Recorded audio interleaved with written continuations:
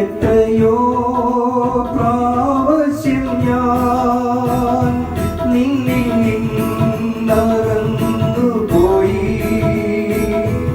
അറിഞ്ഞും അല്ലാതെയും തിന്മകൾ ചെയ്തു പോയി,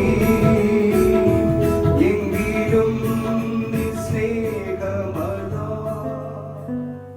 ദൈവനാമത്തിന് മഹത്വമുണ്ടാകട്ടെ. ഇന്നത്തെ പ്രഭാത ധ്യാനത്തിനായി 9-ാം സങ്കീർത്തനം 12-ാം വാക്യം. രക്തപാതകത്തിന് പ്രതികാരം ചെയ്യുന്നവൻ അവരെ ഓർക്കുന്നു, എളിയവരുടെ നിലവിളിയെ അവൻ മറക്കുന്നതുമില്ല.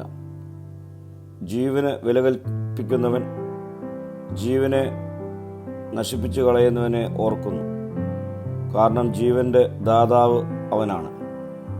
അതുകൊണ്ട് തന്നെ നിഷ്കളങ്കൻ്റെ രക്തം ചിന്തിയാൽ ദൈവം അവനെ ഓർത്ത് പ്രതികാരം ചെയ്യും. കഴിഞ്ഞ നാളുകളിൽ അനേക വിശുദ്ധന്മാരുടെയും നിഷ്കളങ്കരുടെയും രക്തം ചിന്തിയവരെ അവൻ ഓർത്ത് അതിന് തക്കവണ്ണം പകരം ചെയ്യുമെന്ന് സങ്കീർത്തനക്കാരൻ ഈ ഭാഗത്തൂടെ നമ്മെ ഓർമ്മിപ്പിക്കുന്നു. തങ്ങളുടെ കഷ്ടതകളിൽ ദൈവത്തോട് നിലവിളിക്കുന്നവരുടെ നിലവിളി അവൻ കേട്ട് അവർക്ക് അവൻ ഉത്തരം നൽകും.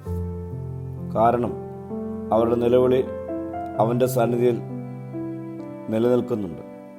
പ്രിയ സ്നേഹിതരെ, ദൈവകോപത്തിന് ഇടം കൊടുക്കാതെ ദൈവസന്നിധിയിൽ നമ്മുടെ നിലവിളി നിലനിൽക്കുവാൻ തക്കവണ്ണം നമ്മുടെ ജീവിതക്രമങ്ങളെ ഈ നാളുകളിൽ നമുക്കൊരുക്കാം. പ്രാർത്ഥിക്കാം. കർത്താവേ, എൻ്റെ നിലവിളി മറന്നു കളയാതെ എനിക്കുത്തരം അരുമാറാകണമേ. മഹത്വം നീ എടുക്കണം. യേശുവിൻ്റെ നാമത്തിൽ തന്നെ. ആമേൻ.